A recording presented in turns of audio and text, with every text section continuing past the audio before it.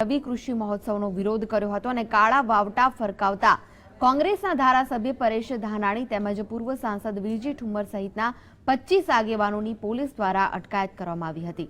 પ્રધાન રમણ વોરાના આગમન પહેલા વિરોધ પ્રદર્શિત કરનાર સામે પોલીસે કાર્યવાહી કરી હતી।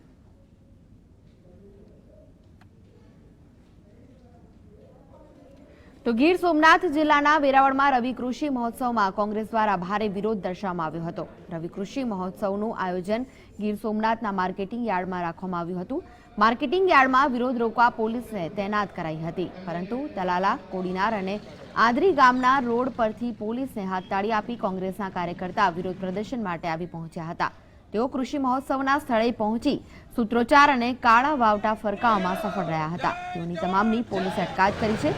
એટલું જ નહીં, તેઓની સંખ્યા પોલીસ જવાન કરતાં પણ વધુ હતી, જેથી કૃષિ મહોત્સવ લગભગ 2 થી 2.5 કલાક મોડો શરૂ થયો હતો।